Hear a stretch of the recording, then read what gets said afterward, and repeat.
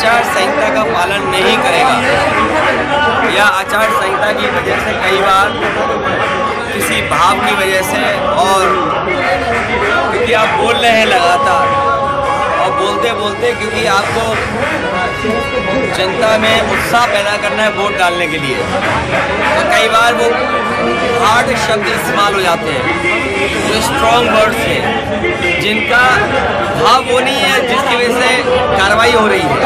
भाव दूसरा है कि ज़्यादा वोट डालें। अगर हम वोट ज़्यादा डालने के लिए कह रहे हैं, अगर हम वोट ज़्यादा डालने के लिए कह रहे हो, कई बार उसका भाव दूसरा होता है और भाव आचार संहिता के हिसाब से कार्रवाई करने का, तो उनका मैं समझता हूँ भाव ये नहीं रहा होगा जिसकी वजह से उन पर कार्रवाई हो रही है। भाव यही रहा होगा कि ज़्यादा से ज़्यादा वोट डालें, अपना पूरा वोट डालें। कॉर्बेट को लेके बवाल मचा हुआ कोविशील्ड को लेके 1 मई और बीजेपी गई। जो बात हम लोग पहले दिन से कह रहे थे कि, और न केवल आज बात आई है, बीच बीच में एक्सपर्ट लोगों ने भी कहा और अब कोर्ट कह रहा है। तो जो आपदा में ये जो ढूंढते थे कि उन्हें कुछ मौका मिल जाए, आपने देखा वैक्सीन जैसी कंपनी से भी भारतीय जनता पार्टी ने चंदा वसूल लिया। सोचो उन पे क्या गुजरती होगी जिन पे वैक्सीन लगने के बाद सर्टिफिकेट है। 80% ऐसी आबादी है जिसको ये वैक्सीन लगी है और सरकार ने लगवाई।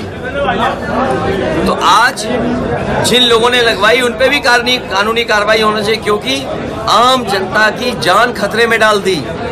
साइंटिस्ट एक्सपर्ट ये कहते हैं कि उसकी वजह से न केवल हार्ट और कुछ बीमारियां भी हो सकती हैं। तो इसको कौन जवाब देगा? ये तो आचार संहिता से बड़ा उल्लंघन किया बीजेपी ने। ये तो हमारे और आपके स्वास्थ्य से खिलवाड़ कर दी। केशव प्रसाद मौर्य ने कहा है कि विपक्षी गठबंधन आईसीयू में है और इनको जनता ऑक्सीजन नहीं देगी।